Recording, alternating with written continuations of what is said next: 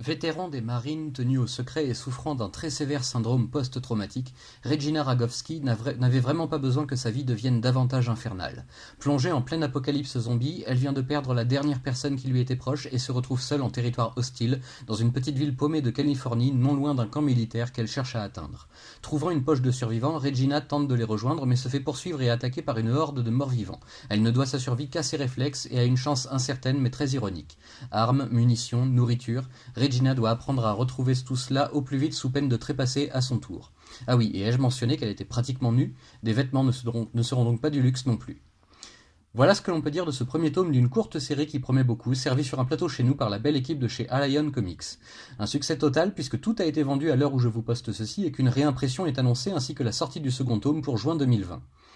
Si l'on se plonge un peu en détail sur cette histoire, on constate que derrière l'humour noir et une ironie glaçante propre à ce genre de récit survivaliste, il y a de nombreuses qualités à prendre en compte.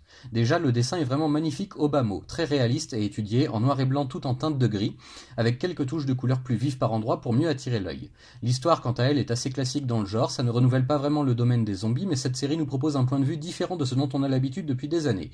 Ici, c'est une combattante chevronnée mais traumatisée que nous suivrons dans sa lutte pour la survie, et sous le prétexte bien commode de devoir trouver des fringues au plus vite, le titre de la série en VO, nous assistons à un véritable drame dont tous les événements s'enchaînent sans pitié autour de la pauvre Regina. On peut aussi être un peu rebuté par moments car la narration et les dialogues sont très crus, parfois franchement vulgaires, sans doute pour faire plus réaliste et pour nous montrer l'horreur du quotidien de ces survivants désespérés. Ça peut en gêner certains, mais au moins la série ne fait pas de fausses promesses et reste cohérente au moins en ce qui concerne ses premiers chapitres. Chaque chapitre d'ailleurs est assez long en termes de pagination, mais très rapide à parcourir finalement, ce qui rend la lecture de l'ensemble de ce premier tome plutôt aisée. Une lecture accessible donc, mais toutefois réservée de préférence à un public avec un minimum de recul et d'expérience, certaines situations et images pouvant en choquer plus d'un. Vous l'aurez compris, ce n'est pas vraiment la franche révolution que l'on attendait ou que l'on nous avait promis à grand renfort de communication, mais Rags se laisse lire tout en confort, dans un style assez proche des codes du manga d'horreur par moment. La fin de ce premier tome est un peu abrupte, mais elle donne envie d'en savoir davantage au plus vite, attendons donc la sortie du second tome en juin prochain pour réserver notre jugement. Concernant la qualité d'édition, rien à redire, Allion a fait un très très sérieux et qualitatif travail, papier glacé épais, traduction soignée, galerie de couverture en fin d'album, bref, que du bon.